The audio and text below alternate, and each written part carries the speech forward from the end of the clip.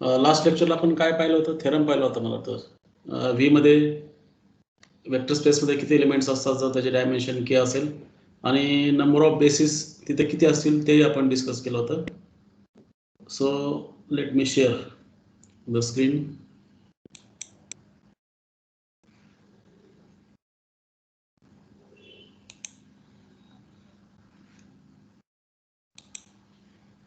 Screen दिसते सर्वांना?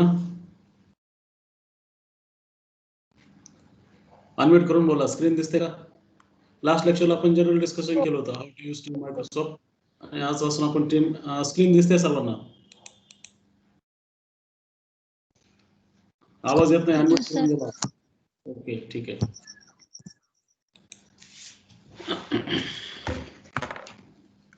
So today we will discuss inner product for the vector space. आपण basic linear algebra discuss करतो. Some definition before defining the inner product. We will define the Euclidean product, that is a scalar product, you called as Euclidean inner product also. Let V equal to n tuple vector v1, v2, vn, and w is equal to, is also order pair w1, w2, wn. These are the vectors from finite vector space over Fq, that they are n tuple over Fq suffix is written. Then first we defined, okay, let me admit people first.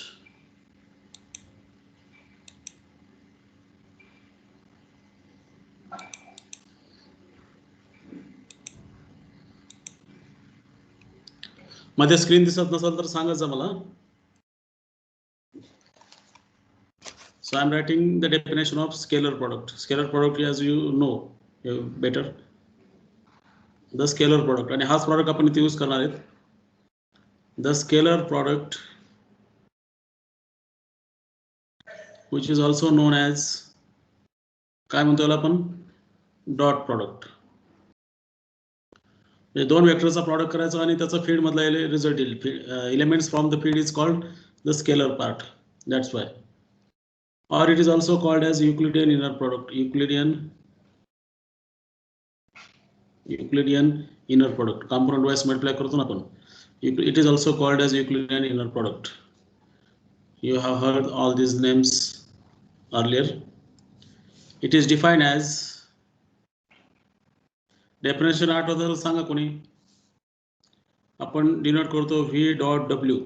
या ठिकाणी v dot w ने denote करणार आपण. म्हणजे काय, दोन वेक्टरचा dot product घ्यायचा आहे. Dot with another vector w1, w2, wn. These are n components. So just component wise multiplication and addition. So v1 is multiplied to w1 because v1, v2, vn, w1, w2, wn are the field elements. So the corresponding components are multiplied and the summation is taken. vn, wn. So this is v dot w. This is called scalar product. It is also known as dot product in vector calculus. You might have seen this also. So this is the scalar product of two vectors. So how the product is defined? Your dot is function. The dot is function from two elements. One is from v cross v. Here v is fqn. So you are taking two objects and whatever results, it results in the field elements. It's a scalar always. The product is scalar always. That's why it is called the scalar product. म्हणजे vector space v चे दोन elements घ्यायचे, order pair v, w घेतला आणि त्यांचा dot product आपण कसं समजायचं, v आहे त्यांचा dot product v dot w define करतो आणि तो या ठिकाणी असेल fq मध्ये. Scalar, it will result in the scalar because all v1, v2, vn are the components from fq. w1, w2, wn also components for fq. त्यांचं multiplication करणं fq मध्ये आणि समेशन करणं म्हणजे तो सुद्धा काय. वाटल्यास एखादं एक्झाम्पल पाहू आपण. Suppose v is f23. Binary feed वरती 3 टपल्स घ्यायचं. मग आता मी u इक्वल टू 0, 1, 0 घेतला आणि v इक्वल टू 0, 1, 1 घेतला. यांचा इनर प्रोडक्ट काढायचा आहे. युजल इनर प्रोडक्ट किंवा इक्विव्हॅलेंट इनर प्रोडक्ट म्हणा यू डॉट व्ही कुणाचा या आता 010 हे बायनरी फील्ड मधले एलिमेंट्स आहेत. यांचे कॅल्क्युलेशन्स काय येईल 0 into 0 plus 1 into 1 plus 0 into 1. So it will always is the scalar either 0 or 1 always. It's always the field elements. So this is the example, sufficient example. Okay, let me add the people who are waiting in the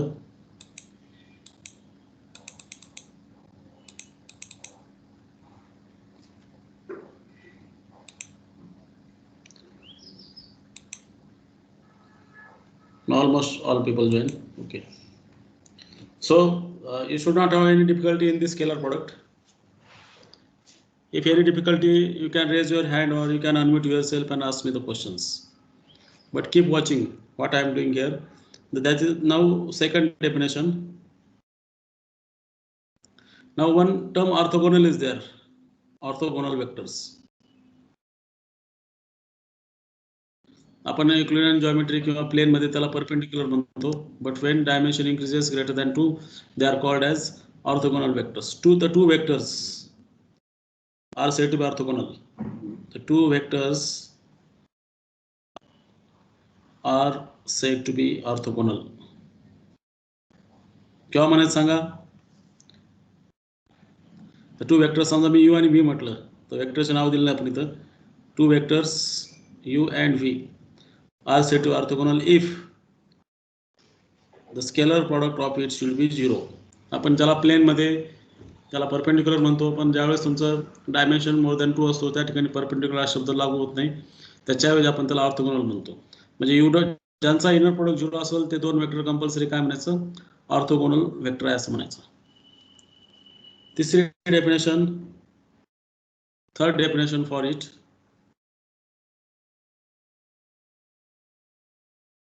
Orthogonal complement of the set. Let S be non-empty subset. S be non-empty subset of this vector space. The orthogonal complement. The orthogonal complement. हे सगळं linear algebra पाहिलेलं आहे आपण. The orthogonal complement of S. It is denoted by S perf. आणि definition काय असेल सांगू शकेल कोण.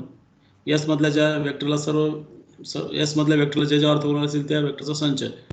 And it is defined by काय घेतो आपण असे वेक्टर स्पेस मधले असे एलिमेंट्स की त्या वेक्टर स्पेसचा आणि यसच्या सर्व एलिमेंट्सचा इनर प्रोडक्ट काय यावा 0 यावा. यस मधल्या सर्व एलिमेंट्सचा इनर प्रोडक्ट 0 यावा. म्हणजे हा सेट काय असतो S perp orthogonal complement of S आपण त्याला म्हणतो. याच्यात नोट आहे महत्वाची की जर हा एम्प्टी सेट असेल तर काय करायचं. आपण वरती नॉन एम्प्टी म्हटले. If S is empty can anybody guess what is S perp. S perp काय असेल वेक्टर स्पेस स्वतःच असेल हे लक्षात ठेवा. Keep this in mind. तर यस हा एम्प्टी सेट असेल मी नॉन एम्प्टीच लिहिला परत. If S is empty set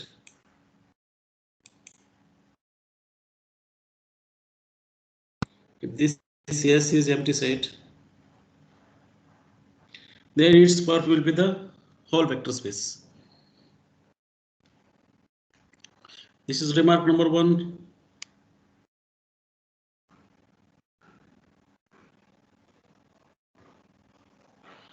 Second remark किंवा हे प्रूव्ह करायचं. सेकंड रिमार्कला आपण एक्झाम्पल म्हणू. Prove that S perf is a subspace. तो सुद्धा FQN चा सबसेट आहे. हे प्रूव्ह करा. हे नॉट ऍक्च्युअली आपण याला प्रूव्ह करू तिथं.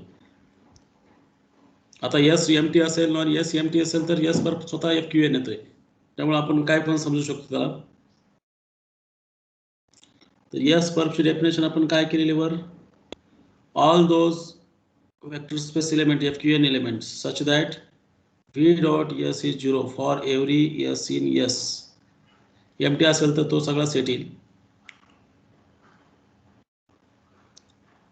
आता सबस्पेस दाखवायची कंडिशन मला सांगा कोणतरी अनम्यूट करून बोला. What are the condition to show that it is subspace? Subspace दाखवायची कंडिशन.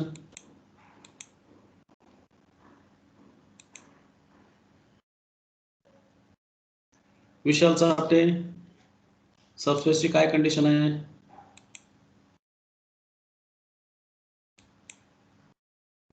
विशाल चापटे आहे का जागेवर? आहे सर. सांगा सबस्पेसची कंडिशन सांगा.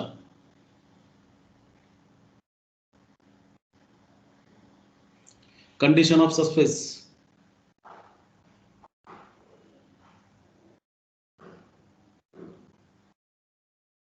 सबस्पेस म्हणजे काय ते सांगा. अनम्यूट करून बोला. तुम्ही बोलला तरी मला ऐकायला येणार नाही. नवसाचे लेक्चरच्या बाहेर जाता तुम्ही सारखं. ही विंडो सोडून दुसरी विंडो ओपन करू नका. टीम मायक्रोसॉफ्टला अटेंडन्स तुम्ही किती वेळ प्रेझेंट होतात हे लक्षात येत आहे. सोहित शेख,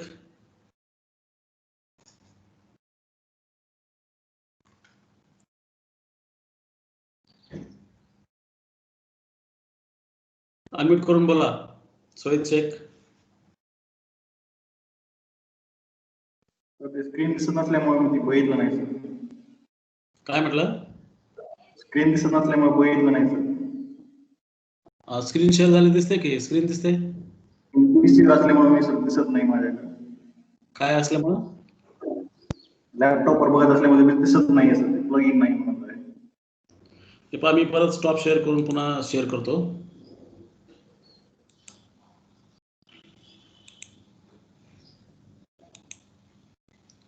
दिसते का आता? स्क्रीन दिसते का सर्वांना? हो सर. नाही दिसत सर. तेवढं नाही सर क्लिअर होती. छोट्या याच्यामध्ये झाले ते झूम करावं. झूम करत असताना तशी येऊन बसले बारकी. तुमच्याकडे झूम करा त्याला. तुमच्याकडे नाही होतच नाही ते झूम केलं तर बी. होतंय ना. बाकी व्हिडिओला वगैरे हे करा, बंद करा.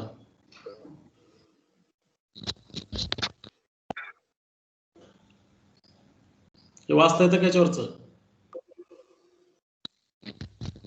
काय? आज टीम मायक्रोसॉफ्ट पहिलंच लेक्चर आपलं. आता सवय लागेपर्यंत आपल्याला होईल तसं. काल झूमवर चांगलं वाटत होतं. झूमवरचं लेक्चर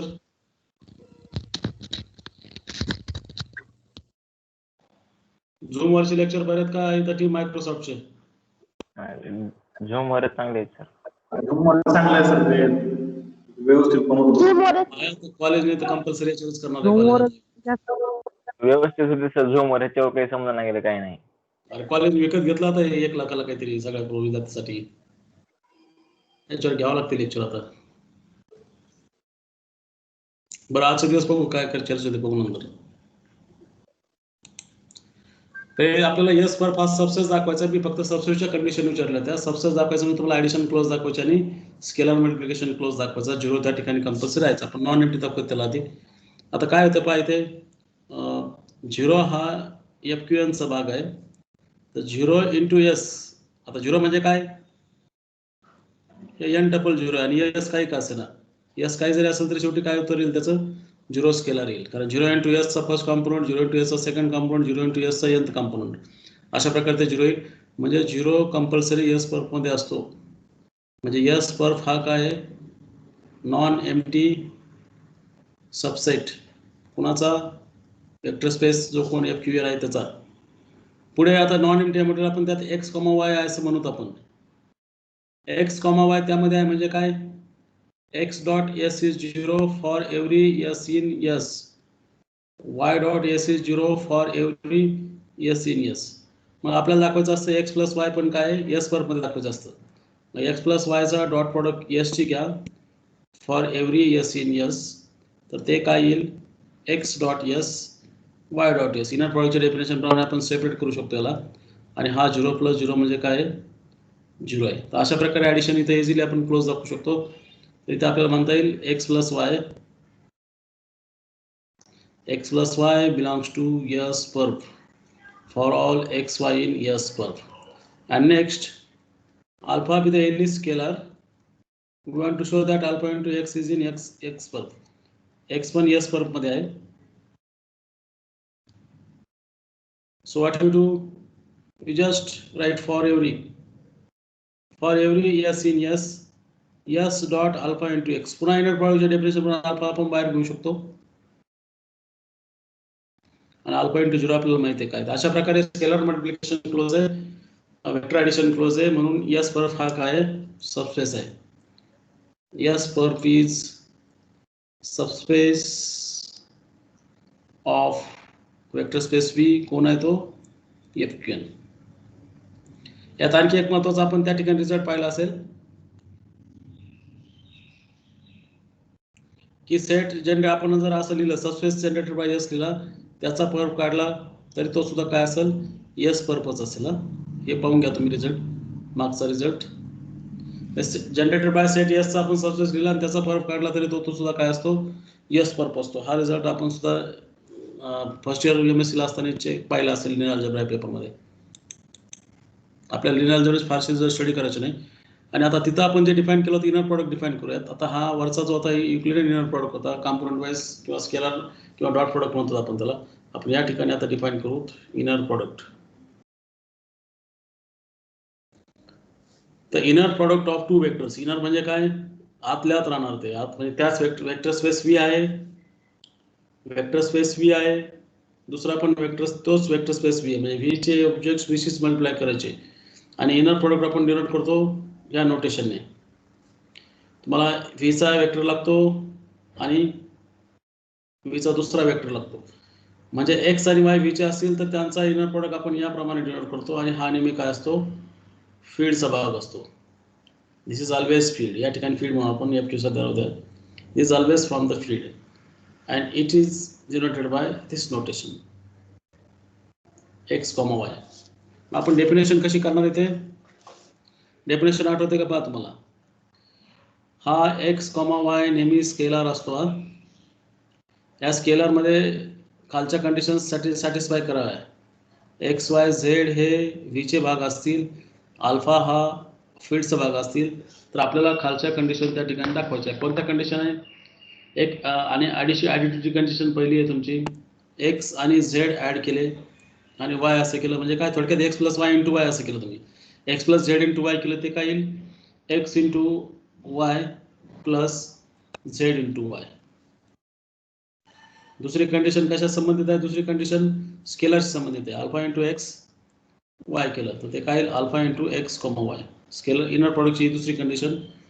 तिसरी कंडिशन आहे complex conjugate type. X comma वायचा आपण जर कॉन्जुगेट घेतला तर तुम्हाला ते सिमेट्री जर अँटी सिमेट्री म्हणायला वाय कॉमा असेल, where by bar denotes, this bar denotes complex conjugate. जर फील्ड कॉम्प्लेक्स नंबर असेल तर, अन्यथा फील्ड रिअल नंबर असेल तर त्या बारला काय अर्थ नाही. रिअल नंबरचा बार आपल्याला माहिती आहे रिअल नंबरचा असतो. आणि जी तिथे कदाचित तुम्ही ही कंडिशन तिथे फर्स्ट लिहिली असेल, inner product of x comma x नेहमी काय असेल, ग्रेटर दॅन 0 असेल for every x non 0 in vector space V. आणि हा जर 0 असेल तर if it is 0 if and only if x is 0, असे आपण बऱ्याच पुस्तकामध्ये डेफिनेशन पाहत असतो. म्हणजे तुम्ही हा जो इनर प्रॉडक्ट डिनोट करतायत, inner product of two vectors x and y will be denoted by this notation and this will be always field element. आता आपल्या ह्या फायनाईट वेक्टर स्पेस और फायनाईट फील्ड या सगळ्या गोष्टी करायची गरज नाही. इथे पण पुस्तकामध्ये तुम्हाला डेफिनेशन दिलेली आहे, ती डेफिनेशन अप्लाय केली आहे किंवा ही जरी अप्लाय केली अडचण नाही. कारण इथे सगळं आपण काय इंटिजर मॉड्युलर फील्ड पाहतो, त्यामुळे ते रिअल नंबरचं सबसेट असल्यासारखं आहे. हे तर अँटी सिमेट्री म्हणण्याऐवजी सिमेट्रिक प्रॉपर्टी म्हणणार आपण, कारण bar conjugate of purely real number is same thing, तर इथे बार लिहायची गरज नाही.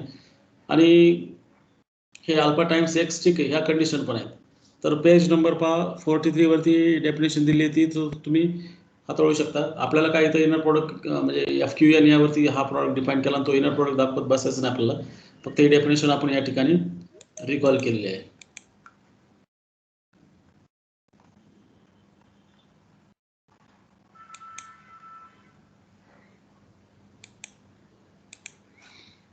स्क्रीन दिसत नसेल तर मध्ये मध्ये सांगत चला.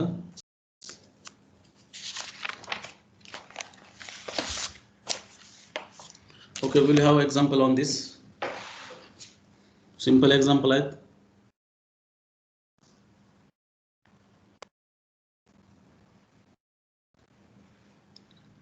Let Q is 2 म्हणजे बायनरी फील्ड ऑब्वियसली आणि n4 म्हणजे लांबी काय त्याची 4 आहे. तर वेक्टर u घेतला 1 1 1 1. वेक्टर v घेतला 1 1 1 0. वर्ड फॉर्म दिल्या किंवा ऑर्डर पेअर फॉर्म दिल्या. आणि w घेतला 1 0 0 1. तर या ठिकाणी कॉम्पिटिशन विचारले, मला फक्त आन्सर सांगा तुम्ही. आता अनम्यूट करून सांगा किंवा चॅट बॉक्समध्ये मेन्शन करा. Compute what is u.v, what is v.w and what is u.w एवढंच काढू शकतो आपण. आणि स्केलर प्रॉडक्ट हा कॉम्पिटेटिव्ह आहे. जर त्याचं आन्सर हे कॉम्प्लेक्स नंबर येत नसेल तर त्याला आपण कॉम्पिटेटिव्ह असं म्हणू शकतो. तुम्हाला सांगा बरं हे u.v काय आलं. तुमच्या स्क्रीन दिसते ना सर्वांना. अनम्यूट करून बोला तुम्ही. u.v काय येईल. 3. u.v 3 म्हणजे बायनरी फील्ड मध्ये 3 ला काय म्हणायचं आपण. 1. हा 1 येईल बायनरी फील्ड मध्ये 3 चा अर्थ काय. ठीक आहे, इथं लिहितो वाटलंस. u.v काय 1 multiply by 1 plus 1 multiply by 1 plus 1 multiply by 1 plus 1 multiply by 0. तर हा 3 येतो. पण 3 इज कॉन्ग्रुअस टू 1 मॉड्युलो 2. आपल्याला मॉड्युलो 2 लिहायचं ना. तर याचा आन्सर काय आहे 1 आहे. तसंच आता दुसऱ्या सांगा काय येतंय. u.w 1. 1. चेक करा. u.w 1 येणार नाही. 1 into 1 plus 1 into 0 plus 1 into 0 plus 1 into 1. It is 2. 2 म्हणजे 0. 2 म्हणजे बायनरी फील्ड मध्ये 2 चा अर्थ काय आहे. 0. 0. आता u.v झालं v.w पहा. 1. v.w काय आला 1 आला. 1. ठीक आहे. आता यातले कोणते अर्थ कोणाला आहेत. ऑब्झर्व केलं तर डेफिनेशन प्रमाणे कोण अर्थ कोणाला आहे. u.w orthogonal vectors. त्याला आपण काय म्हणतो ऑर्थोगोनल वेक्टर्स. या ऑर्थोगोनल कुठे आपण बायनरी फील्ड 4 टपल पाहतोय. म्हणजे 4 कॉम्पोनंट घेतले, 4 ऑर्डर पेअर घेतलेत. ठीक आहे. आणखी एकच एक्झाम्पल पाहूयात.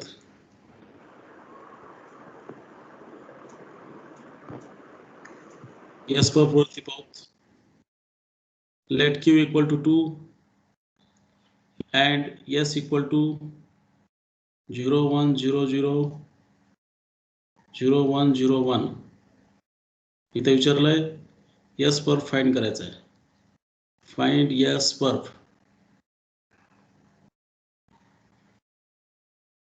काढता येईल. आणि आणखी एक विचारली गोष्ट.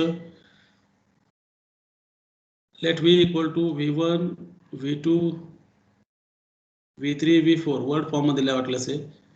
v1 v2 v3 v4 is in s perf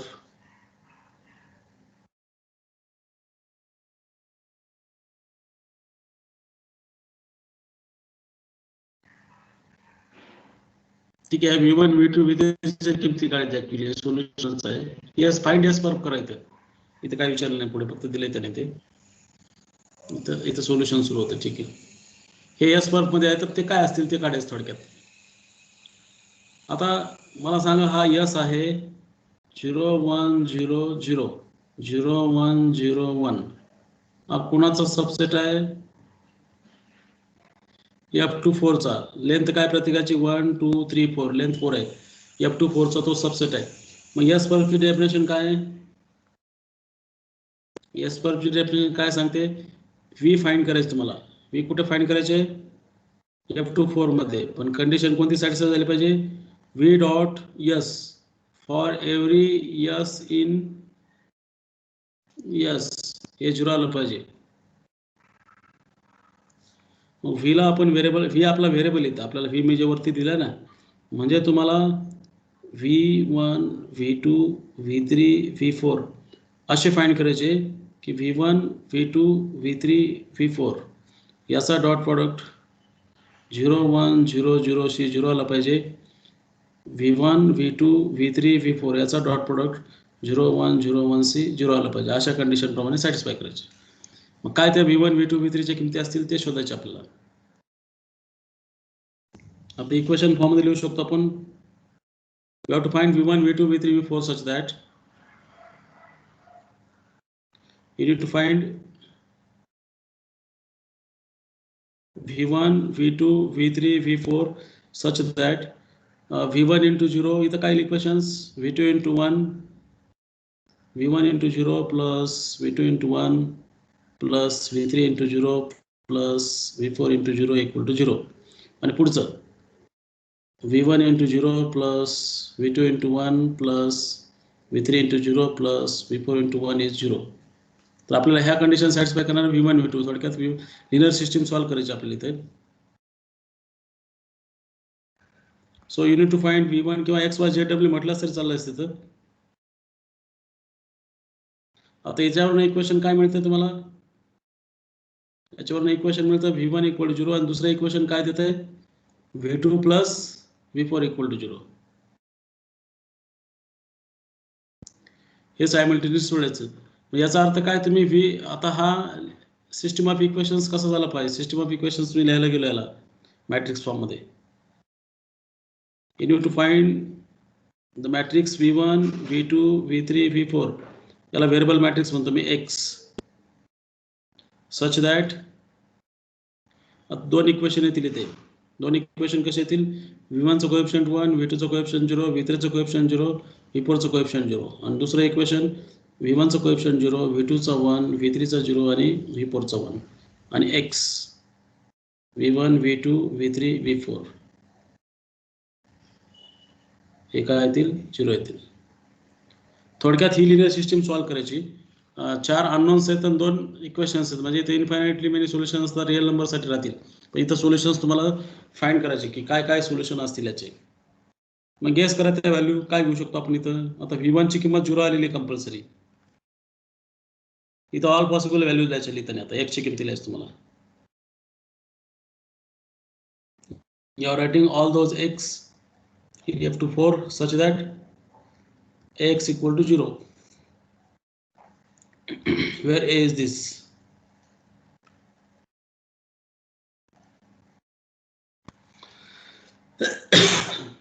शोधा बरं ते. थोडक्यात 2 वेक्टर 2 रो करून लिहिले तुम्ही सोप्या भाषेत पाहिजे झालं तर. X च्या किमती काय काय घेऊ शकतो आपण ते लिहायचे. आता X ची किंमत आपण 0 घेऊ शकतो.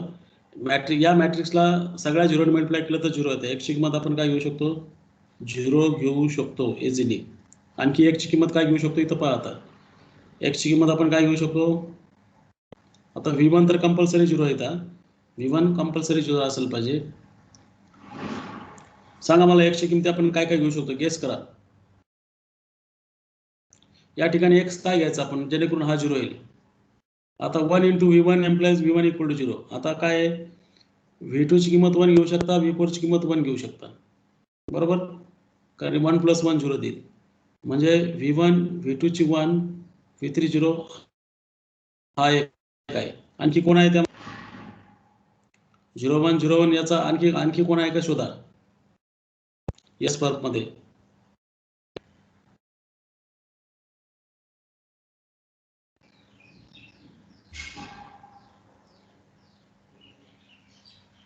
आणि एक व्हेरिएबल आपण काय पण घेऊ शकतो तो V3 एकदा 0 घेऊ शकता. आता V3 फ्री व्हेरिएबल येतं. V3 वर काहीच कंडिशन आलेली नाही. V3 0 घेतला बाकी काय घेतले तरी बघा काय होतं. पण V3 0 घेतला हा त्याचं सोल्युशन आहे का पहा. हा त्याचं सोल्युशन आहे का पहा इथं ठेवून पहा. आणि इथला कॉम्पोनंट इथं कंपल्सरी 0 आहे. बाकी सगळे 0 घ्या आणि V3 ला 1 घ्या. तर हा त्या ठिकाणी आहे का बोला. तुम्हाला ट्रायल एररने शोधायचे ते आन्सर.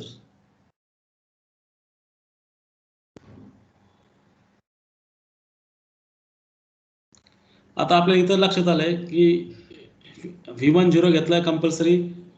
V2 आणि V4 ची किमती 1 1 घ्यावं लागेल. एकदा V2 1 घ्यावं लागेल एकदा V4 1 घ्यावं लागेल 2 वेळेस. म्हणजे आयदर V1 बघा इथं V1 is 1 V4 is 1 और दोघंही किंवा दोघंही.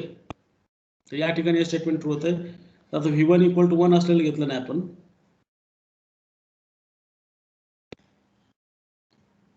हे सॅटिस्फाय होतं का पहा.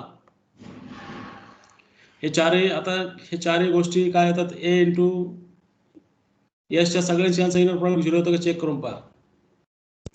आणि समजा आपण हे दोन आधी काढले ना, तर ह्या दोघांची ॲडिशन म्हणजे थर्ड वेक्टर तुम्हाला घ्यावं लागेल. आता इथं काय कुणाला कशाने मल्टिप्लाय करा, ॲड करा, या 4 पैकीच वेगळे येणार नाही. तर हा आपला आहे एस पर.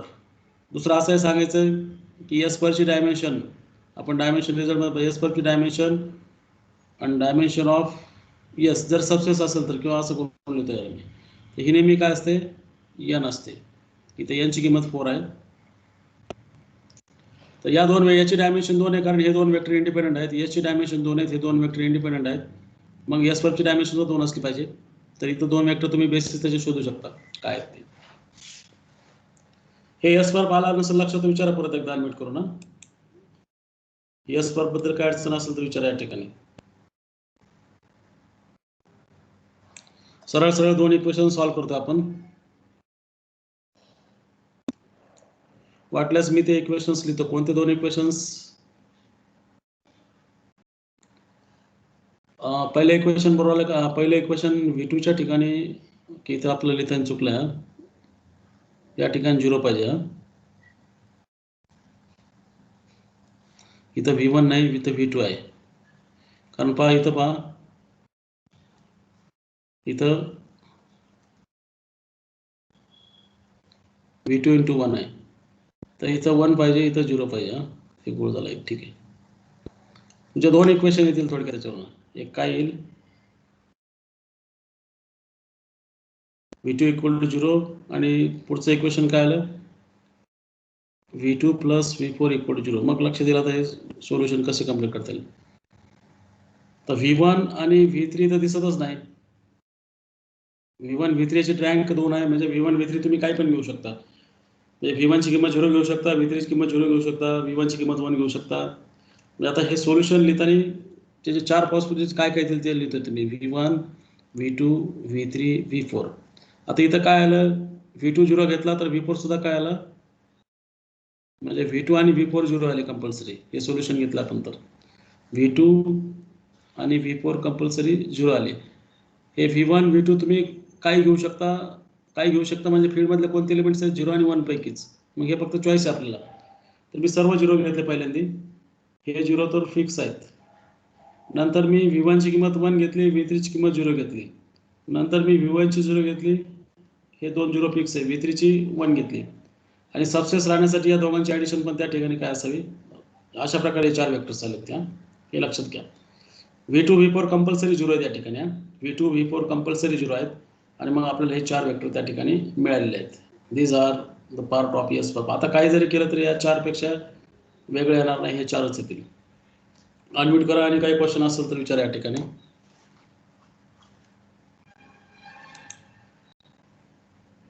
अनम्यूट करा, काही क्वेश्चन असेल तर विचारा.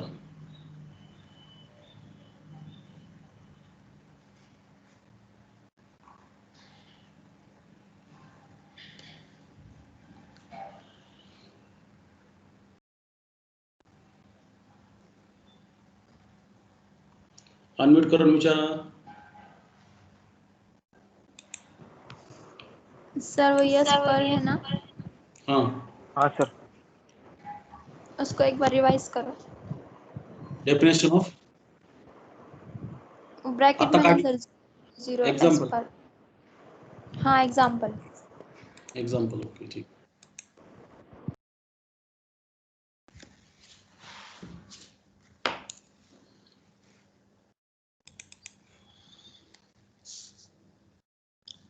हे पहा, यस आपल्याला काय दिलं आहे,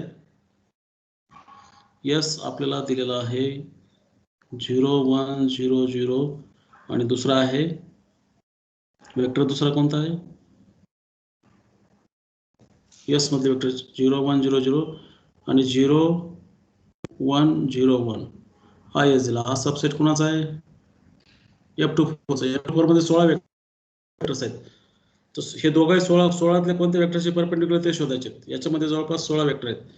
आता 16 वेक्टर लिहिण्यापेक्षा तुम्ही एक 16 वेक्टर लिहून ह्या दोघांशी परपेंडिक्युलर असलेले कोणी ते शोधू शकता, ऑर्थोगोनल असलेले कोणते शोधू शकता.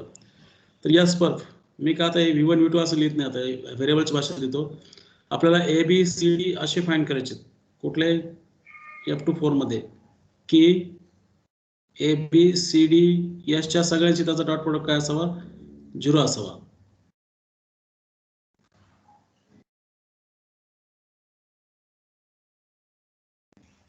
याच्या सगळ्या वेक्टरचा डॉट प्रोडक्ट 0 असतो. असे आपल्याला एबीसीडी शोधायचे. So you are writing all those ABCD such that so what is the inner product of these two vectors? आता a into 0 b into 1 c into 0 d into 1. so इथं b equal to 0 हा आला लक्षात. या दोघांचं inner product a into 0 plus b into 1 plus c into 0. मी फक्त word form मध्ये लिहिला. आणि इथं काय येईल a into 0 plus b into 1 plus c into 0 plus d into 1. म्हणजे काय असे एबीसीडी लिहायचे. आता सोल्युशन काय आलं b equal to 0 d equal to 0 एवढं झालं. आता ए आणि बी चं सोल्युशन आपल्याला आता याची ए आणि बी तर आपण काढलेलं नाही. काय ए आणि बी म्हणजे याचा अर्थ काय ए आणि बी तुम्ही काय पण घेऊ शकता. ए आणि बी कुठले घेणार आहात तुम्ही F-Q मधले. F-Q म्हणजे कोण F2. A and B are chosen from F2. आता ती चॉईस घ्यायची. तर आता आपल्याला काय करायचंय ए ची किंमत आपण लिहिणार आहे. ते ए हा फ्री व्हेरिएबल नाही आहे. बी हा बी ची किंमत आपण काढलेली आहे. सी ची किंमत शोधायची आपल्याला. डी ची किंमत आपण काढलेली आहे. आणि ए आणि सी ची किंमत आपण काय घेणार आहात 0 आणि 1 पैकी घेणार आहात. मग ऑल पॉसिबिलिटी लिहायचे इथे. आता ए आणि सी एकदा 0 घ्या. नंतर ए ची किंमत 1 घ्या. सी ची किंमत 0 घ्या. ए ची किंमत 0 घ्या. सी ची किंमत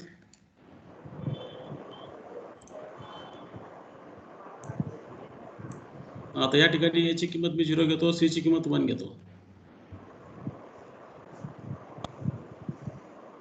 ए ची किंमत 0 बाकी बी आणि डी तसेच आहे. सी ची किंमत 1. आता ए ची किंमत 1 आणि सी ची किंमत 1 हे चारच वेक्टर आहेत. म्हणजे उदाहरणार्थ ह्या 0चा तर इनर प्रोडक्ट दोघांची केलं 0 येणारच आहेत. हे 3 असे आहेत की यांचा इनर प्रोडक्ट तुम्ही तसेच केला तर तो काय तो 0 होतो. तर हा एस पर आणि तो सबस्पेस आहे. इझिली चेक करू शकता सबस्पेस आहे. It will generated by this two vectors. या दोन वेक्टरने तो जनरेट होतोय. कारण तिसरा वेक्टर या दोघांची बेरीज म्हणजे तिसरा वेक्टर ब्लॉकवरती डिपेंडंट आहे आणि 0 वेक्टर डिपेंडंट मध्ये येतो. म्हणजे याचे डायमेन्शन 2 आहे. आले लक्षात आता? Yes sir. आता मागाशी डिस्कस केलं आपल्याला डिस्कस करायचं आहे की काय रिझल्ट घ्यायचा. तो उद्याच्या लेक्चरला घेणार आपण. Dimension of space generated by S plus dimension of S perp it is always N. हा आपण उद्याला प्रूव्ह करूयात. हा प्रूव्ह करून एक्झाम्पल घेतलं का मग खऱ्या अर्थी आपण लिनियर कोडला चालू करू शकतो. हा लिनियर अल्जेब्राची रिव्हिजनच आहे. आणखी पण उद्याचं आणखी एक लेक्चर रिव्हिजन तर वाचून घ्या तुम्ही. पॉईंट नंबर 44 43 वरती वाचून घ्या. मग उद्याचे दिवस एवढं आणि मग लिनियर कोडला आपण स्टार्ट करू शकू. थांबूया त्या ठिकाणी. याला झूम सारखं ऑटोमॅटिक बंद होणार नाही. ते आपल्याला वेळेकडे पण थांबावं लागेल. ओके. मीटिंगला मी एंड करतो आता.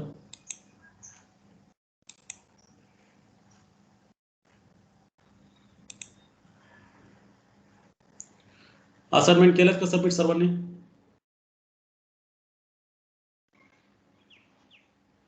असाइनमेंट सबमिट केलं का?